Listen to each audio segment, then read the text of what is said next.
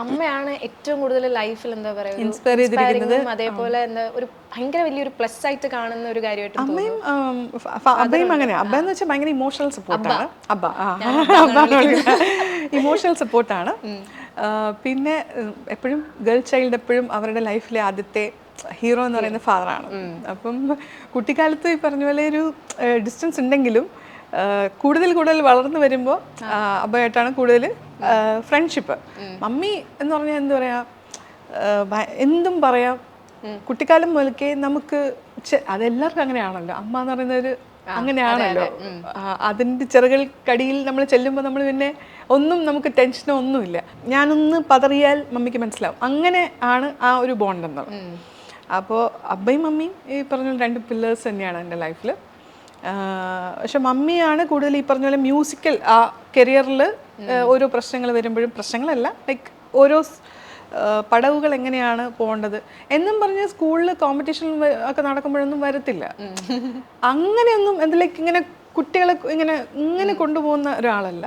പോയി സ്വന്തമായിട്ട് ചെയ്തിട്ട് വരൂ, ആ ഒരു കോൺഫിഡൻസ് വളർത്തിയെടുത്തിട്ടുണ്ട്. 4ാം ക്ലാസ് പഠിക്കുമ്പോൾ തന്നെ ബസ് കയറിപ്പോയി, ഒറ്റയ്ക്ക് ട്രാവൽ ചെയ്ത് പഠിച്ച് തിരിച്ച് വീട്ടിൽ വരണം. അപ്പം ആദ്യം കൂടെ വരും, പിന്നീട് ഒറ്റയ്ക്ക് പോകണം. അങ്ങനെയുള്ള ട്രെയിനിങ്. പിന്നെ കുക്കിംഗ് സ്വന്തമായിട്ട് 6th പഠിക്കുമ്പോൾ സ്വന്തമായിട്ട് ഫിഷൊക്കെ ഉണ്ടാക്കാൻ വീട്ടിൽ ട്രെയിനിങ്. മമ്മി ടീച്ചറാണല്ലോ, അപ്പോൾ രാവിലെ പോവും. അപ്പോൾ പെൺകുട്ടികളാണ്, ആരുടെയും ഇൻഡിപെൻഡൻ്റ് ആയിട്ടിരിക്കുക, അതിന് വേണ്ടിയിട്ടുള്ള എല്ലാ ക്ലാസ്സസും മമ്മി തന്നിട്ടുണ്ട്. അപ്പോൾ എപ്പോഴും ഇങ്ങനെയാണ്. പിന്നെ മമ്മിയെ പോലെ തന്നെ എനിക്ക് നന്ന എന്നാണ് ഞാൻ വിളിക്കുന്നത്.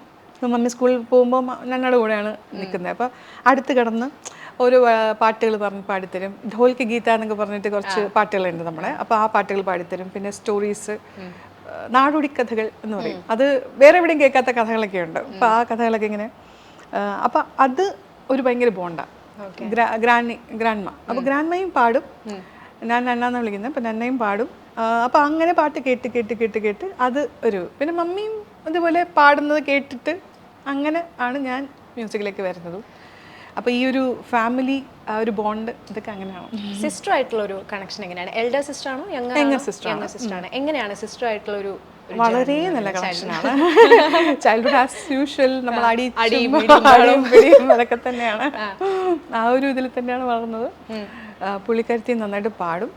ഇപ്പോൾ LD ക്ലർക്കായിട്ട് വർക്ക് ചെയ്യുന്നുണ്ട്. ഗവൺമെൻറ് സെർവൻ്റ് ആണ്.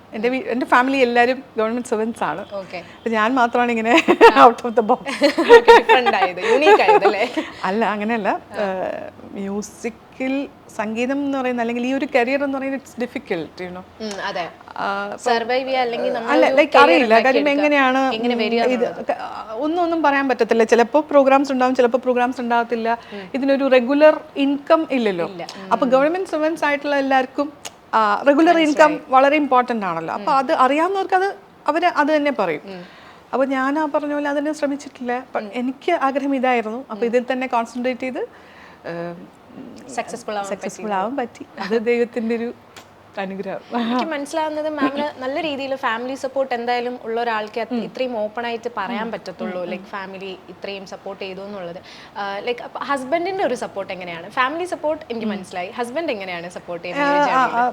അത് എങ്ങനെയാണെന്ന് നമ്മൾ പറയേണ്ട കാര്യമില്ല. അത്രയും സപ്പോർട്ട് ആയതുകൊണ്ടാണ് ഞാൻ ഇവിടം വരെ എത്തിയത്. അതുപോലെ ഏത് സക്സസ്ഫുൾ ആയിട്ടുള്ളൊരു ആളുടെ പിറകിലും അവരുടെ സ്പൗസോ അല്ലെങ്കിൽ ഒരു ഭയങ്കര ഒരു സപ്പോർട്ട് ഉണ്ടാവും. അപ്പോൾ എനിക്ക് ഡെഫിനറ്റ്ലി ആ ഒരു സപ്പോർട്ടുണ്ട്. എന്തിനും ഏതിനും ലൈക്ക് ഏതൊരു സിറ്റുവേഷൻസും അത് അറിഞ്ഞ് മനസ്സിലാക്കി നിൽക്കാൻ ഒരാളുണ്ടെങ്കിലേ പറ്റുള്ളൂ. ചിലപ്പം ഈ പറഞ്ഞ പോലെ കൂടുതൽ പൊസസീവ് ആയാലും ഈ ഒരു ഇൻഡസ്ട്രിയിൽ പറ്റില്ല. പിന്നെ ആ ഒരു ട്രസ്റ്റ് ഉണ്ടല്ലോ, അങ്ങോട്ടും ഇങ്ങോട്ടുള്ളൊരു ഇന്ന ആൾ ഇങ്ങനെ പോയിട്ടുണ്ട്, അപ്പോൾ അവിടെ ഇങ്ങനെ ആയിരിക്കും, എന്തെങ്കിലും പ്രശ്നങ്ങൾ ഉണ്ടാവുമോ ഇല്ലയോ എന്നൊക്കെ ആദ്യത്തെ കാലത്ത് പുള്ളിക്ക് അറിയാം, കൂടെ വന്നിട്ട് കാര്യങ്ങൾ അറിയാം. പിന്നെ എനിക്ക് ഒറ്റയ്ക്ക് ഹാൻഡിൽ ചെയ്യാനുള്ള കപ്പാസിറ്റി ഉണ്ടെന്ന് അറിയാം. അപ്പോൾ ആ ഒരു സപ്പോർട്ടും ആ ഒരു അണ്ടർസ്റ്റാൻഡിങ്ങും അതും ഈശ്വരൻ്റെ. എനിക്ക് തോന്നുന്നു ഹസ്ബൻഡും മൂവി ഫീൽഡിൽ നിൽക്കുന്ന. അദ്ദേഹം അസോസിയേറ്റ് ഡയറക്ടറാണ്, സൈക്കോളജിസ്റ്റാണ്. യോഗ ട്രെയിനിങ് അങ്ങനെ ഒക്കെ ഉണ്ട്. ഒരുപാട് പരിപാടികളുണ്ട്. മെയിൻലി സിനിമയാണ് അദ്ദേഹത്തിൻ്റെയും എന്താ പറയുക ഇഷ്ട സ്പേസ് എന്ന് പറയുന്നത്. അപ്പോൾ തിരക്കഥാകൃത്താണ്, എഴുതും. ഒരുപാട് ഇതിൽ പ്രോജക്ട്സ് ചെയ്തിട്ടുണ്ട്. ഇപ്പോൾ ഓൺ പ്രോജക്റ്റിന് വേണ്ടിയിട്ട് നിൽക്കുവാണ്. എനിക്കൊരു പേഴ്സണൽ ഡൗട്ടാണ്. ഇപ്പം നമ്മൾ ഈ ഗസൽ അല്ലെങ്കിൽ സൂഫി ഒക്കെ പാടുമ്പോഴത്തേനും നമുക്കൊരു ഡിഫറെൻ്റ് ഒരു കോസ്റ്റ്യൂം അല്ലെങ്കിൽ ഹെയർ സ്റ്റൈൽ ആണെങ്കിലും നമ്മളൊരു ഷോളൊക്കെ ചെയ്തിട്ട്, അപ്പോൾ ഇതിനൊരു കോസ്റ്റ്യൂം പാറ്റേൺ മാം സെലക്ട് ചെയ്യുന്നത്, അല്ലെങ്കിൽ ഈ ഒരു സൂഫി ഗസലിന് റിലീജിയൻ ആയിട്ടുള്ള ഒരു connection in A good way, positive വേ, അതൊന്ന് എക്സ്പ്ലെയിൻ ചെയ്ത് തരാമോ? ആക്ച്വലി സൂഫിസം എന്ന് പറഞ്ഞാൽ സ്പിരിച്വലി എന്താ നമ്മളെ ഒന്ന് എൻറിച്ച് ആക്കുന്ന ഒരു ലൈഫ് സ്റ്റൈലാണ്. ഇതാണ് ഞാൻ കണ്ടെത്തിയിരിക്കുന്നത്. എന്ന് വെച്ചാൽ ഒരുപാട് യാത്രകളിലൂടെയും ഒരുപാട് പഠിച്ചും ഒരുപാട് ആൾക്കാരെ മീറ്റ് ചെയ്തൊക്കെ ഞാൻ മനസ്സിലാക്കിയത് അതാണ്. അതായത് റിലീജിയസ് എന്നുള്ളതല്ല, അതിൽ പുറമെ സ്പിരിച്വൽ കണക്ഷൻ. എല്ലാ മതങ്ങളിലും നമ്മൾ പറയുന്നത് ആ ഒരു സ്പിരിച്വൽ കണക്ഷനാണ്. പക്ഷെ നമ്മൾ ആ സ്പിരിച്വൽ കണക്ഷനെ വിട്ടുകളയും. പകരം അതിൽ പറയുന്ന കാര്യങ്ങൾ കുഞ്ഞു കുഞ്ഞു പെറ്റി റിസൻസിന് അങ്ങോട്ടും ഇങ്ങോട്ടും അടികൂടാനും കലഹിക്കാനും ഒക്കെയുള്ള ഒരു കാരണങ്ങൾ. അതായത് നമുക്ക് 1000 കാരണങ്ങളുണ്ട് നമ്മളെ വേർപിരിക്കാൻ, പക്ഷെ ഒരൊറ്റ കാരണമേ ഉള്ളൂ നമ്മൾ ഒന്നിക്കാൻ. എന്താണ്? സ്നേഹം. ആ സ്നേഹമാണ് സ്പിരിച്വലിസം എന്ന് പറയുന്നത്. സ്പിരിച്വാലിറ്റി എന്ന് പറയുന്നത് തന്നെയാണ്.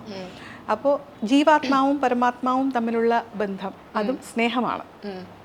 അപ്പോൾ ഈ സ്നേഹത്തിനെ കണക്കിലെടുത്തുകൊണ്ടാണ് നമ്മൾ ഏറ്റവും കൂടുതൽ സൂഫി കലാമുകൾ, അതായത് കവിതകൾ എഴുതപ്പെട്ടിരിക്കുന്നത്. മീരാബായിയുടെ ഭജൻസ് ആയിക്കോട്ടെ, മീരാബായി കൃഷ്ണനെ തൻ്റെ പ്രിയതമനായിട്ട് കണക്കാക്കിയിട്ടാണ് എഴുതിയിരിക്കുന്നത്. നമ്മുടെ കർണാടക സംഗീതത്തിൽ പദമുണ്ട്, മധുരഭക്തിയാണ്. ഈശ്വരനെ സ്വന്തം കാമുകനായിട്ട് കണക്കാക്കിയിട്ടാണ് അതിൽ പദങ്ങൾ എഴുതപ്പെടുന്നത്. അപ്പോൾ ഈ ഒരു ആസ്പെക്റ്റ് ഉണ്ടല്ലോ, ഇതാണ് സൂഫിസത്തിലുള്ളത്. പിന്നെ രണ്ടാമത്തെന്ന് പറഞ്ഞാൽ നമ്മളെ നേർവഴിക്ക് നയിക്കുന്ന നമ്മുടെ ഗുരുവിനെ പ്രകീർത്തിച്ചുകൊണ്ട് പാടുന്ന കലാമുകൾ ഗ്രൂപ്പായിട്ടിരുന്ന് പാടുന്നതിനാണ് ഖവാലീസ് എന്ന് പറയുന്നത്. അപ്പോൾ ഇഷ്കെ ഹക്കീക്കി, ഇഷ്കെ മജസി എന്ന 2 ജോണേഴ്സ് ഉണ്ട്. ഇഷ്കെ മജസിയിലാണ് ഗസൽസ് വരുന്നത്. അതിൽ വരുന്ന സബ്ജക്റ്റ് എന്ന് പറയുന്നത് വേൾഡ്ലി ഹാപ്പിനെസ്, ലൈക്ക് ഒരാണും പെണ്ണും തമ്മിലുള്ള ഇഷ്ടം, വിരഹം, അല്ലെങ്കിൽ ഏതെങ്കിലും ഇപ്പോൾ മയെന്ന് വെച്ചാൽ മദ്യത്തിനേക്കുള്ള ആസക്തി, അതിലുള്ള ഇഷ്ടം. കേട്ടിട്ടില്ലേ പങ്കജുദാസിൻ്റെ ഗസലുകളിൽ കൂടുതലും? ഗുലാം അലി സാഹിബിൻ്റെ ഒരു വളരെ പ്രശസ്തമായ ഒരു ഗസലുണ്ട്, ഹംഗാമ ഹെ ക്യൂ ബർപ്പ തോടി സി ജോ പീലി ഹെ എന്ന് പറഞ്ഞിട്ട്. അതായത് കുറച്ച് ഞാൻ കുടിച്ചുള്ളൂ, ഇത്രയും പ്രശ്നം ഉണ്ടാക്കേണ്ട കാര്യം എന്താ എന്ന് പറയുന്ന ഇങ്ങനെയുള്ള. അത് ഞാൻ പറഞ്ഞത് വേൾഡ്ലി ഹാപ്പിനെസ്, ലൗകിക ജീവിതത്തിലെ സന്തോഷങ്ങളെക്കുറിച്ച് സംസാരിക്കുന്നതാണ് ഗസലിലെ സബ്ജക്റ്റ് മിക്കവാറും. കൂടുതലും പ്രണയമായിരിക്കും, ഒരു സ്ത്രീയുടെ സൗന്ദര്യം വർണ്ണിക്കുന്നതായിരിക്കാം. ഓക്കെ. ഇഷ്കെ ഹക്കീക്കിയിൽ അൾട്ടിമേറ്റ് ആ ഒരു പവറിലേക്കുള്ള ഇഷ്ടം, അതായത് പ്രണയം കൂടി ഭക്തിയുടെ ലെവലിലേക്ക് പോകുന്ന ഒരു സമയമുണ്ടല്ലോ, ആ സബ്ജക്റ്റാണ് സൂഫിയിൽ സംസാരിക്കുന്നത്. ഓക്കെ, മനസ്സിലായി? അതാണ് ഈ 2 വ്യത്യാസങ്ങൾ. അത് കുറച്ചുകൂടി പവർഫുള്ളാണ്. സ്നേഹം എന്ന് പറഞ്ഞാൽ നമുക്കിങ്ങനെ കാണിച്ചു തരാൻ പറ്റാത്ത സ്നേഹം, ഒന്നും പ്രതീക്ഷിക്കാത്ത സ്നേഹം. തിരിച്ച് നമ്മൾ പ്രതീക്ഷിക്കുമ്പോഴാണല്ലോ നമുക്ക് വിഷമങ്ങൾ വരുന്നത്. ഇതൊന്നും പ്രതീക്ഷിക്കാതെ നമ്മളെ തന്നെ അടിയറവ് വെക്കുന്ന ഒരവസ്ഥയുണ്ട്. പ്രണയത്തിൻ്റെ അങ്ങേ മൂർത്തിഭാവം എന്ന് പറയാം. പ്രണയം എന്ന് പറയുന്നത് അതാണ്. നമ്മൾ ഒന്നും പ്രതീക്ഷിക്കാതെ നമ്മളെ അങ്ങ് കംപ്ലീറ്റ്ലി നമ്മളങ്ങനെ കൊടുക്കുകയാണ്. നമ്മളുടെ ഈഗോയോ അല്ലെങ്കിൽ നമ്മുടെ ഒന്നും അവിടെ വർക്കൗട്ട് ആവില്ല. നമ്മൾ അങ്ങ് സമർപ്പിക്കുകയാണ്. സമർപ്പണം എന്ന് തന്നെ പറയാം. ആ സമർപ്പണം കഴിയുമ്പോഴത്തേക്കുമാണ് നമ്മൾ ഫന ആവുന്നത്, അതായത് ലോസ്റ്റ് ഇൻ ലവ്. ആ ഫന എത്തുമ്പോഴാണ് നമുക്ക് ആ ഒരു അൾട്ടിമേറ്റ് ലവിലേക്കുള്ള അല്ലെങ്കിൽ ആ പ്രകാശത്തിലേക്കുള്ള എന്താ പറയുക ഒരു മീറ്റിംഗ് പോയിന്റ് എത്തുന്നത്. അവിടെ എത്തുമ്പോഴാണ് നമ്മൾ ഭയങ്കര ഒരു ഹാപ്പിനെസ്സിലേക്ക് എത്തുന്നത്.